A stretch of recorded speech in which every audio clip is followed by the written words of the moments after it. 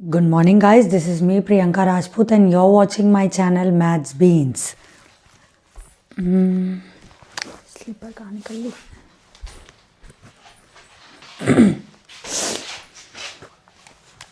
सो बच्चों, हम लोग कहाँ पर थे? हम लोग थे किस पोर्शन में? ट्रिग्नोमेट्री में। ट्रिग्नोमेट्री हमारी कंप्लीट हो चुकी है। अब हम आ गए हैं ज्योमेट्री में। ज्योमेट्री में दिया हुआ है थेल्स थ्योरम, जिसको हम बीपीटी भी कहते हैं, और पाइथागोरस थ्योरम। ये दोनों ही थ्योरम्स मैंने अपने एक वीडियो में डाली हैं। आप लोग जब वीडियोस चेक करेंगे, जब चैनल चेक करेंगे, तो आप लोग को ये दोनों थ्योरम्स दिखाई दे जाएंगे।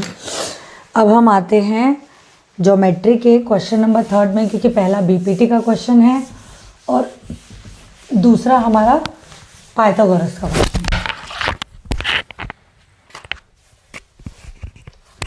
माइक भी गिर रहा है। दूसरा हमारा पाइथागोरस का क्वेश्चन है। तो दोनों ही आप लोगों को चैनल पर उसकी वीडियोस डली हुई हैं, आप लोगों को मिल जाएंगी। अब हम आते हैं अपने जियोमेट्री पोर्शन में।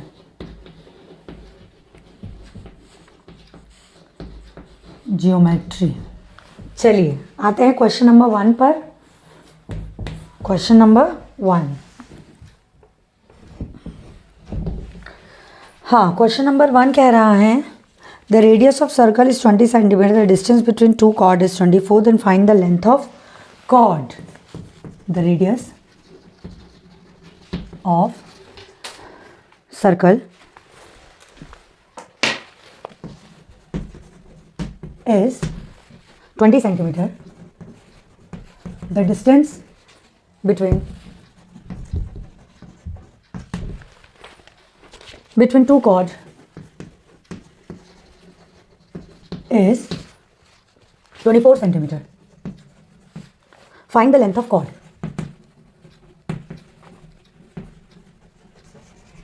Find the length of chord. चलिए तो अब हम आते हैं अपने सॉल्यूशन पर। ये एक सर्कल है, ये उसका सेंटर है। हमने मान लिया कि एक रेडियस है उसका, और यहाँ से हमारी एक कॉर्ड है। अब रेडियस हमको दिया हुआ है 20 सेंटीमीटर, तो this is 20 centimetre. The distance between two chord is 24 centimetre. दो कॉर्ड के बीच का जो डिस्टेंस है वो है 24 centimetre. Find the length of chord. तो हमको कॉर्ड की लंबाई पूछी गई है। अच्छा,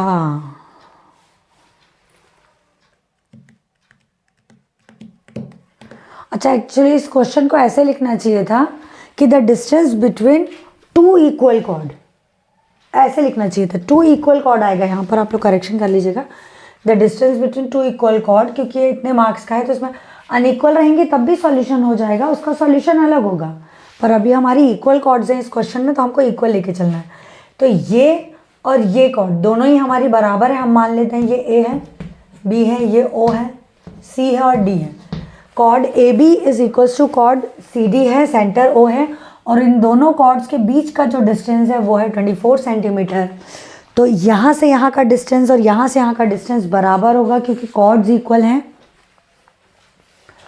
ये है हमारा 24 सेंटीमीटर, तो यहाँ से यहाँ भी 12 होगा और यहाँ से यहाँ भी 12, तो यहाँ से यहाँ हमारा हो गया 12 सेंटीमीटर। अब ये तो 90 डिग्री बनेगा, क्योंकि कोई भी एक लाइन जो कॉर्ड पर सेंटर से आके ड्रॉप होती है वो हमेशा परपेंडिकुलर बनाती है। A line drawn from centre of the circle to a chord is perpendicular to the chord, so here it will be perpendicular. We'll apply Pythagoras theorem here. So this is 12, this is 20 and this is, चलो E मान लेते हैं। तो हम लिखना start करते हैं। हमको वैल्यू निकाल कर देनी है ई डी की। Is perpendicular to the chord and as well as bisect the chord. Chord को बाइसेक्ट भी करती है वो लाइन। चलो हम मान लेते हैं कि in triangle O E B angle E is equals to 90 degree. उसका रीजन हम यहाँ पर लिख दे रहे हैं, a line drawn from center to the chord is perpendicular to it and bisects it। एक लाइन जो सेंटर से किसी कॉर्ड पर आकर ड्रॉप हुई होती है वो हमेशा कॉर्ड पर परपेंडिकुलर होती है और उस कॉर्ड को दो बराबर भाग में डिवाइड भी करती है। इसलिए इन ट्रायंगल ओ ई का स्क्वायर प्लस ई बी का स्क्वायर होगा हमारे ओ बी के स्क्वायर के बराबर। चलिए ओ ई की वैल्यू कितनी दी हुई है हमको 12 सेंटीमीटर हम रख लेते हैं। ई बी की वैल्यू हमको कितनी दी हुई है, ई बी की वैल्यू हमको निकालनी है तो ये हमने लिख दिया। ओ बी की वैल्यू हमको 20 सेंटीमीटर दी हुई है, वो भी हमने पुट कर लिया यहाँ पर। चलिए अब हम आते हैं यहाँ पर 12 का स्क्वायर होगा 144 प्लस ई बी का square is equals to 2400। E B का स्क्वायर होगा हमारा 400 माइनस 144। ई बी का स्क्वायर होगा हमारा 400 में से हम 144 को हटाएंगे तो यह आ जाएगा 6, फिर यहाँ पर आएगा 5 और यह आ जाएगा हमारा 256।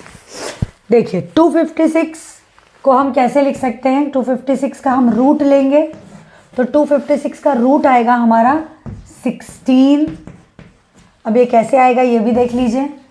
256 का एलसीएम ले लीजिए, 2 से 2 1 ज़ा 2 2 2 8 2 6 ज़ा 2 4 2 32 2 16 2 4 4 फिर 2 ही ले लो। चलो 2 2 2 1। रूट निकालने के लिए पेयरिंग करनी होती है 2 2 2। एक और आना चाहिए, एक और कहाँ गया, एक और कहाँ गया, 2 2 2 8 आना चाहिए, यहाँ पर खा गए हैं 8 को। 8 फिर 4 फिर 2 फिर एक और 2 और ये 1। तो देखिए पेयरिंग आनी चाहिए अपनी, तो हमारी पेयरिंग आ गई है 2 2 2 2 2 4 ज़ा 2 2 ज़ा 4 2 ज़ा 8 2 ज़ा 16। तो हमारी ई बी की वैल्यू कितनी आ गई है, 16 आ गई है हमारी ई बी की वैल्यू रूट लेने पर। वैसे तो हमको डायरेक्टली स्क्वायर्स एंड क्यूब्स याद होने चाहिए, तो आप लोग याद कर लीजिएगा 1 से 20 तक के स्क्वायर याद कर लीजिएगा मिनिमम, और 1 से 15 तक के क्यूब्स याद कर लीजिएगा, इतना सफिशेंट होता है। इससे ज़्यादा फिर और याद करो और अच्छी बात है, जितना याद कर लो उतना ही कम है। चलिए हमारी ई बी की वैल्यू आ गई है कितनी, 16। अब क्योंकि हमारी ई बी और A B A E is equals to है हमारी ई बी, तो जितना ई बी होगा उतना ही ए ई भी होगा, और A E plus E B is equals to है ए बी जो कि है कॉर्ड। तो ये आ गई हमारी value 16 plus 16 is equals to 32। A B की वैल्यू हमारी कितनी आ गई, 32।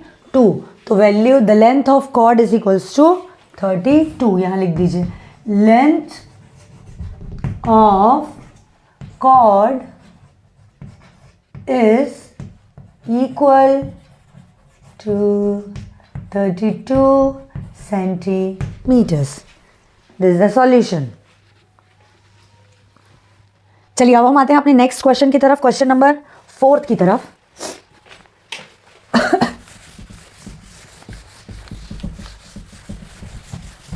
क्वेश्चन नंबर 4 क्या कह रहा है, क्वेश्चन नंबर 4 कह रहा है sum of opposite angles of cyclic quadrilateral is 180 degree. चलिए प्रूफ है ये भी। Question number 4, sum of opposite angle of cyclic quadrilateral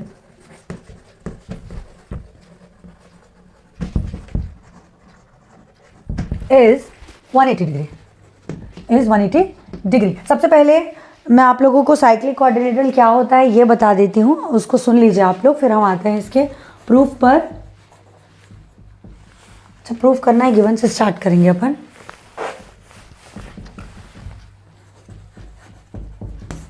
given, चलिए सबसे पहले मैं आप लोग को साइक्लिक क्वाड्रिलेटरल बना देती हूँ। एक ऐसा क्वाड्रिलेटरल जो कि एक सर्कल के अंदर बना हुआ हो, एक ऐसा क्वाड्रिलेटरल जो कि सर्कल के अंदर बना हुआ हो और उसके ऑपोजिट एंगल्स का सम हमेशा 180 डिग्री हो। तो this angle plus this angle will be 180 degree and this angle plus this angle will be equal to 180 degree. That is called a cyclic quadrilateral, जो कि एक सर्कल के अंदर लाया करता है। चलिए, तो ये तो हो गया हमारा साइक्लिक क्वाड्रिलेटरल। हमको ये प्रूफ करके देना है कि एक साइक्लिक क्वाड्रिलेटरल में जो वैल्यूज़, जो ऑपोजिट एंगल्स का सम होता है वो होता है 180 डिग्री। चलिए ठीक है, हम सबसे पहले एक साइक्लिक क्वाड्रिलेटरल ले लेते हैं। हम यहीं से डायरेक्ट शुरू करते हैं। हम डायरेक्टली एक वो बना लेते हैं फिगर, थोड़ा अच्छा सर्कल बनाते हैं। चलिए, बेटर देन बिफोर। ये रहा सेंटर,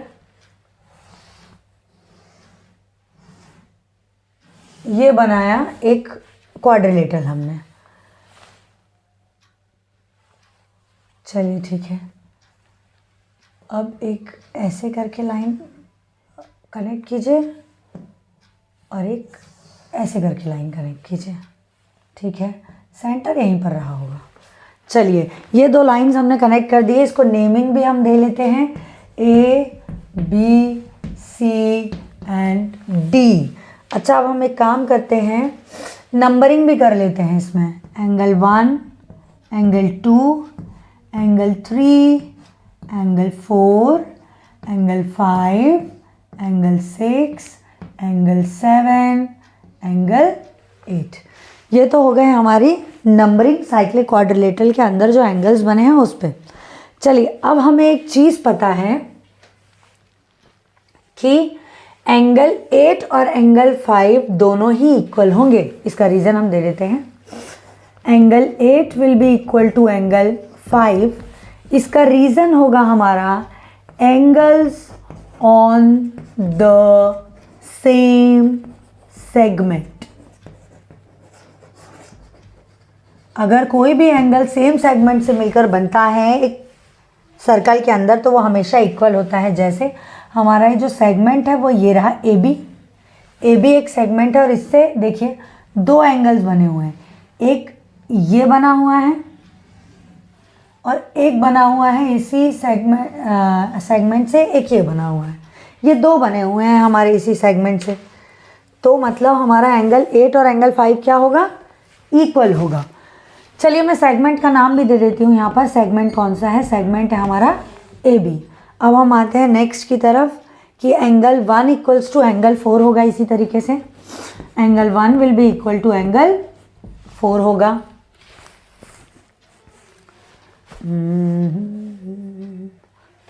हाँ, इसको थोड़ी सी होशियार दिखाएंगे लिखने में। एंगल 4 इक्वल्स टू एंगल 1 लिख लेते हैं। चलिए, एंगल 1 और एंगल 4 भी इक्वल हो जाएगा। अब मैं रीज़न बार बार रिपीट नहीं करूँगी, सिर्फ जो सेगमेंट है सेम उसका नाम लिख देती हूँ। सेगमेंट है यहाँ पर कॉमन DC। अब मैं लेती हूँ angle 7 is equals to angle 2। इसका सेगमेंट जो हमारा कॉमन है वो है BC।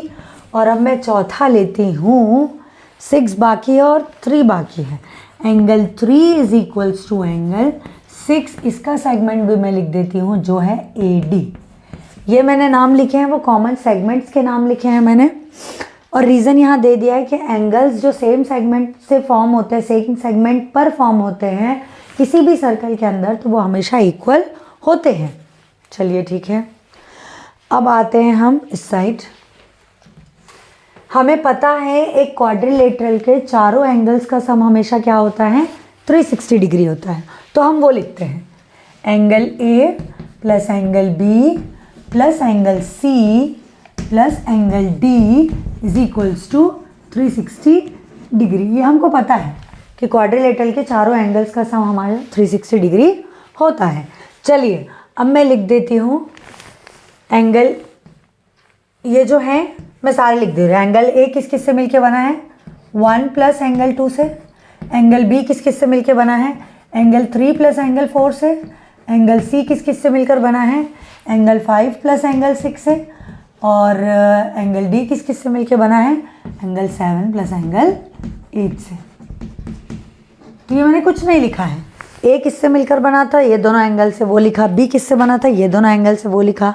सी किससे बना था, 5 6 से। और डी किससे बना था, 7 और 8 से। मैंने कुछ भी अलग नहीं लिखा है, सिर्फ उसको वैसे लिख दिया है बस कि एक ये किन किन से मिलकर बने हुए थे। अब एंगल ठीक है, एंगल 1 की जगह एंगल 1 रहने देते हैं।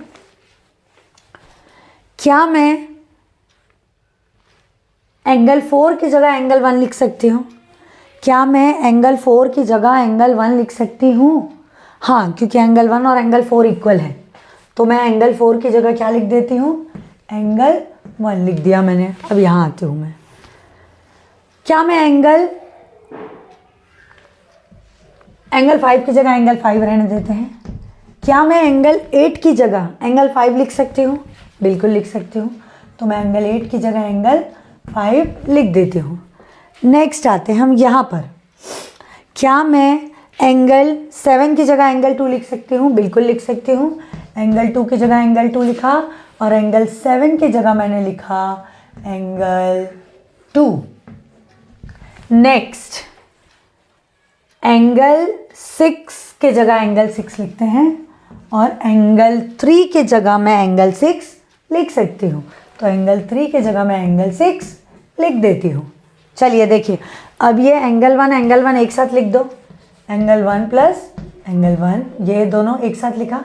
फिर एंगल 2 प्लस एंगल 2 एक साथ लिख दो। Angle 2 plus angle 2। फिर एंगल 5 प्लस एंगल 5 एक साथ लिख दो। एंगल 5 प्लस एंगल 5 और एंगल 6 प्लस एंगल 6।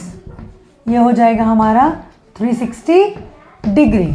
अब एंगल 1 प्लस एंगल 1 होगा 2 angle 1 plus angle 2 plus angle 2 होगा 2 angle 2 plus angle 5 plus angle 5 होगा 2 angle 5 plus angle 6 plus angle 6 2 angle 6 is equals to 360 degree. अब 2 सब में से कॉमन ले लेते हैं हम। ये 2 हमने कॉमन ले लिया। Angle 1 plus angle 2 plus angle 5 plus angle 6 is equals to 360 degree. अब ये 2 यहाँ डिवाइड में जाएगा तो हमारे पास बचेगा angle 1 plus angle 2 plus angle 5 plus angle 6 is equals to 180 degree. 360 के साथ 2 डिवाइड में जाएगा तो हो जाएगा 180 डिग्री। अब एंगल 1 और एंगल 2 मिलाकर क्या बन रहा है, एंगल ए। और एंगल 5 और एंगल 6 मिलाकर क्या बन रहा है, angle C is equals to 180 degree. हमने प्रूव कर दिया, देखिए कि ऑपोजिट एंगल्स का सम क्या होता है, 180 डिग्री होता है साइक्लिक क्वाड्रिलेटरल में। सिमिलरली हम लिख देंगे, similarly angle B plus angle D will be equal to 180 degree. Hence proved. Hence proved. ये रहा हमारा सॉल्यूशन कि साइक्लिक क्वाड्रिलेटरल के ऑपोजिट एंगल्स का सम क्या होता है, 180 डिग्री होता है। चलिए अब हम आते हैं अपने नेक्स्ट क्वेश्चन की तरफ।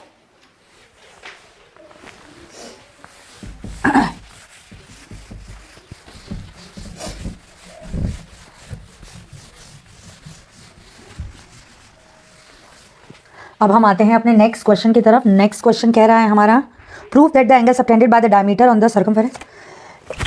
सॉरी बच्चों, सर्दी बहुत बढ़ गई है। क्वेश्चन नंबर 5 कह रहा है, prove that angle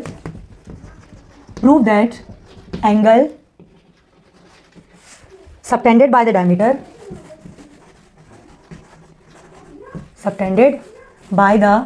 diameter on the circumference is a right angle. On the circumference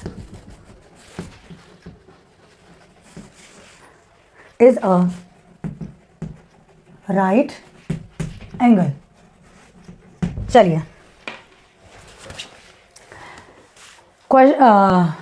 question कह रहा है कि किसी भी सर्कल में एक डायमीटर से बना हुआ जो एंगल होता है वो हमेशा एक राइट एंगल होता है। हम अपना फिगर बना लेते हैं, ये रहा। इसमें हमने बना लिया diameter, this is a diameter. अब इस डायमीटर से बना हुआ एंगल ये बना लिया। ये एंगल भी क्या होता है, हमेशा 90 डिग्री का एंगल फॉर्म होता है, ऐसा कह रहा है। ये हमें प्रूफ करके देना है कि एक सर्कल दिया हुआ है जिसमें डायमीटर से बना हुआ जो एंगल होता है वो हमेशा एक राइट एंगल होता है। चलिए, तो ये भी बहुत आसान है, हम लिख लेते हैं इसको O, इसको A, इसको B एंड इसको C। चलिए, तो क्योंकि डायमीटर एक स्ट्रेट लाइन होती है, since diameter is a straight line, diameter एक स्ट्रेट लाइन होती है, therefore so angle AOB will be equals to 180 degree. तो एंगल AOB हमेशा क्या होगा, 180 डिग्री का होगा। एंगल AOB क्या होगा हमारे, 180 डिग्री का होगा। अब हम आते हैं, हमें एक चीज़ पता है कि एंगल ACB को हम 90 डिग्री लिख सकते हैं। क्यों, उसका रीज़न है कि angle subtended at the center, subtended at the center is double the angle subtended on the circle। कभी भी हमारे सेंटर पे जो एंगल बनता है वो हमेशा हाफ होता है जो सर्कल पे एंगल बनता है उसका। जैसे कि अगर ये फिगर कुछ ऐसा होता, ये देखिए, सेंटर पे अगर हम मान लेते कि 120 डिग्री एंगल बन रहा है तो यही एंगल सर्कल पर कितना बनता, हाफ बनता। यही एंगल इस पर क्या बनता, हाफ बनता। इसको ऐसे देखकर कंफ्यूज मत होइए, इसको ऐसे कर लीजिए, ये लीजिए। अभी क्लियर है कि यहाँ पर 180 डिग्री बन रहा है तो इसका हाफ सर्कल पर बनेगा।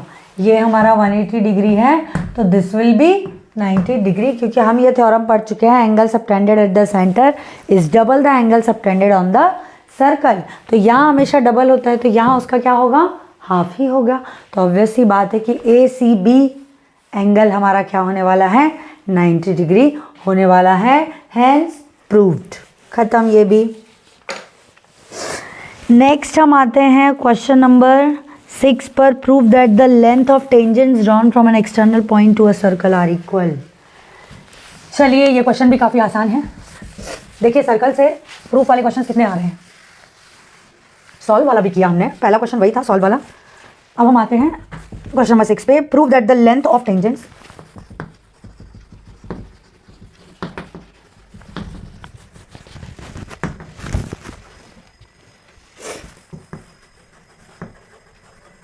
length of tangents drawn from an external point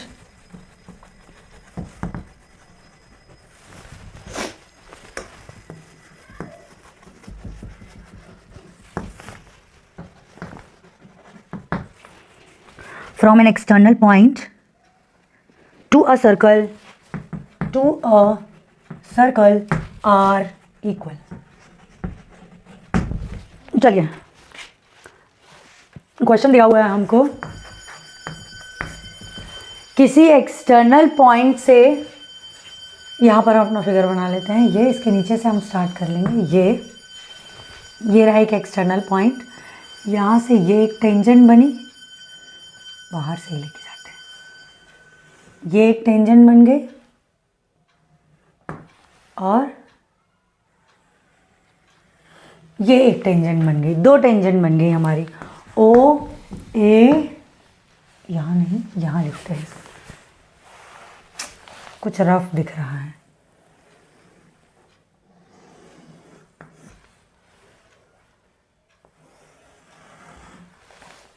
ये O लिख लिया, ये A लिख लिया और ये B।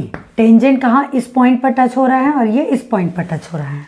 ये रहा सेंटर हो गया इसका, ये एक लाइन ऐसे करके ड्रॉ कीजिए, यहाँ से भी एक लाइन ड्रॉ कीजिए, क्योंकि हमको पता है कि सेंटर से किसी भी कॉर्ड पर एक लाइन ड्रॉ होती है, वो तो परपेंडिकुलर होती ही है, और उसको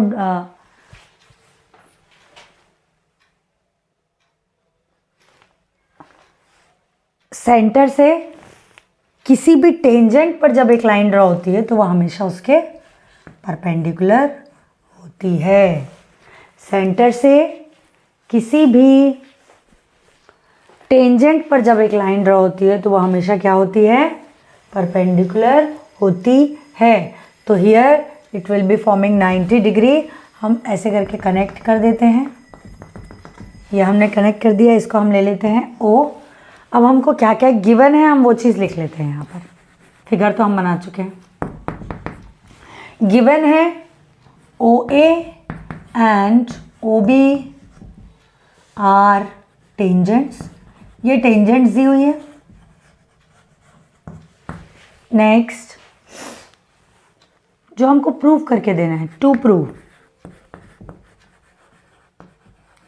प्रूव करके देना है कि OA और OB क्या है, आपस में इक्वल भी है। अब हम यहाँ से स्टार्ट करते हैं अपना प्रूफ, यहाँ से स्टार्ट करते हैं अपना प्रूफ करना।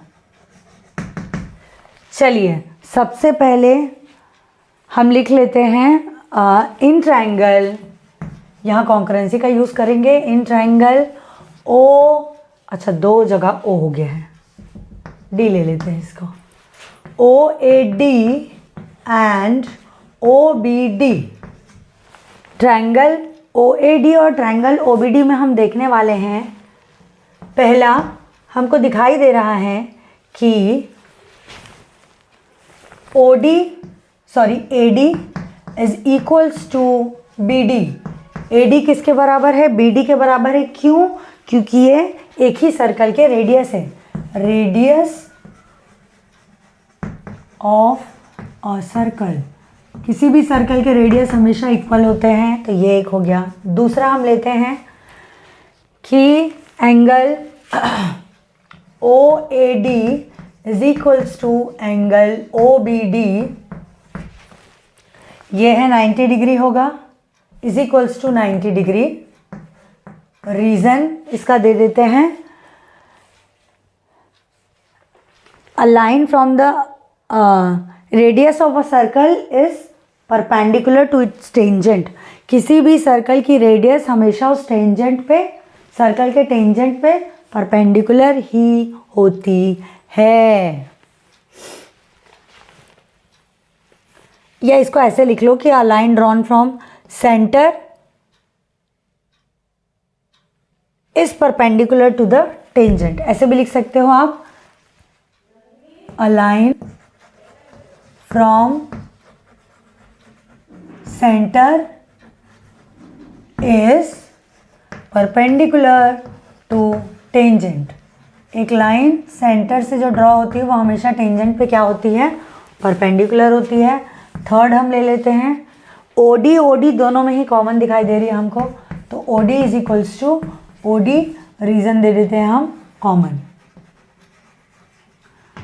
तीन करस्पॉन्डिंग पार्ट्स हम देख चुके हैं दोनों ही ट्रायंगल्स में, जहाँ एक साइड है, एंगल है और साइड है।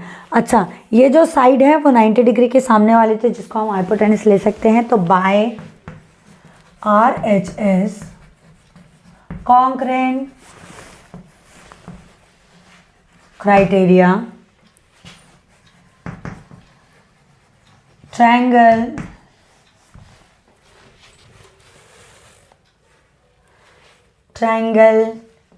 OAD is congruent to triangle OBD। ये दोनों ही ट्रायंगल्स आपस में कॉन्करेंट हो गए हैं बाय RHS कॉन्करेंट क्राइटेरिया, जहाँ पर एक राइट एंगल है, हाइपोटेनस और एक साइड भी है। तो ये इम्प्लाई करेगा कि OA will be equal to OB by C P C T. तो हम कह सकते हैं कि सी पी सी टी से ओ ए और ओ बी दोनों ही टेंजेंट्स आपस में क्या होंगी, इक्वल होंगी। चलिए, एक हमारा ये क्वेश्चन सॉल्व हो गया। अब और कितने क्वेश्चन बचे हैं इसके? अच्छा, क्वेश्चन नंबर 7 और क्वेश्चन नंबर 8 ये दोनों ही कंस्ट्रक्शन का क्वेश्चन है, इसलिए हम इसको इसमें नहीं करेंगे। इसके बाद बचा हमारा एक और क्वेश्चन जो कि है लास्ट क्वेश्चन, क्वेश्चन नंबर 9। हम उसको फटाक से कर लेते हैं सॉल्व। 7 और 8 हमारा कंस्ट्रक्शन का क्वेश्चन है। अगर आप लोग कहेंगे तो हम उस क्वेश्चन को आप लोगों को फिर करके बता देंगे कॉपी में, उसका वीडियो अलग से अपलोड कर देंगे अगर आप लोग कहेंगे तो। अदरवाइज ठीक है, डायरेक्टली आते हैं क्वेश्चन नंबर 9 पर। क्वेश्चन नंबर 9 कह रहा है chord situated at a distance of 5 centimeter from the center, chord situated at a distance of 5 centimeter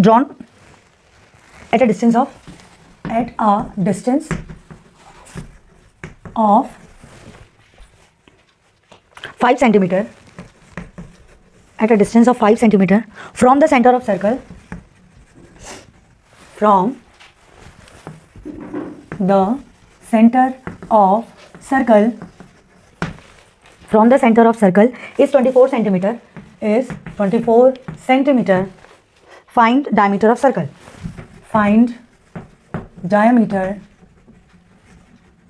of it. चलिए, इसका डायमीटर हमको निकाल कर देना है, तो हम आते हैं सॉल्यूशन पर। क्वेश्चन कह रहा है chord situated at a distance of 5 centimeter from the center of a circle।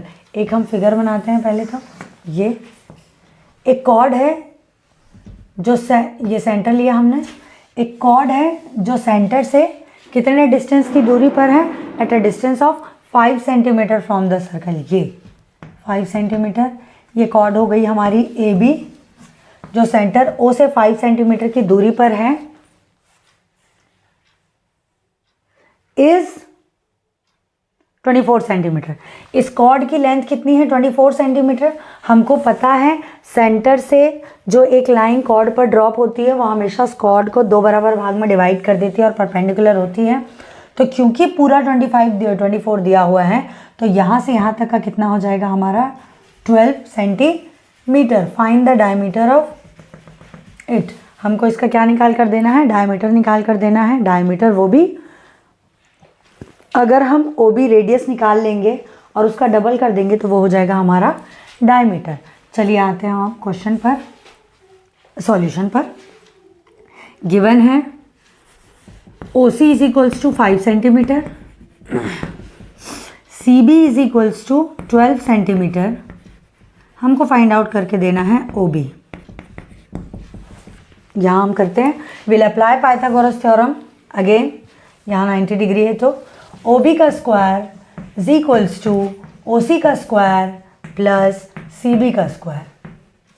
O B का square is equals to O C का स्क्वायर मतलब 5 स्क्वायर प्लस सी बी का स्क्वायर मतलब 12 का स्क्वायर। 5 का स्क्वायर हो जाएगा 25, 12 का स्क्वायर होगा 144, ये हो जाएगा 169। हम दोनों ही साइड रूट लेंगे, ये हमने लिया रूट, और ओ बी की वैल्यू आएगी हमारी 13। तो ओ बी की वैल्यू हमारी आ गई है 13, वही हमें निकाल कर देनी थी। O B is the radius, तो हमारे डायमीटर क्या हो जाएगा? उसका डबल हो जाएगा। तो डायमीटर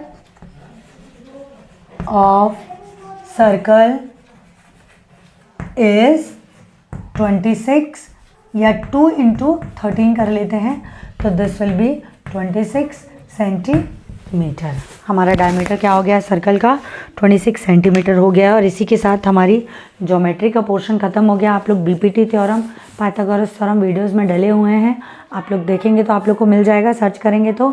और कंस्ट्रक्शन का जो क्वेश्चन इसमें दिया हुआ है वो हम आपको फ्रंट पेज पर दे देंगे। अगर आप लोगों को उसकी ज़रूरत होगी तो आप हमें बता दीजिएगा, हम उसका वीडियो बना देंगे। थैंक यू बच्चों।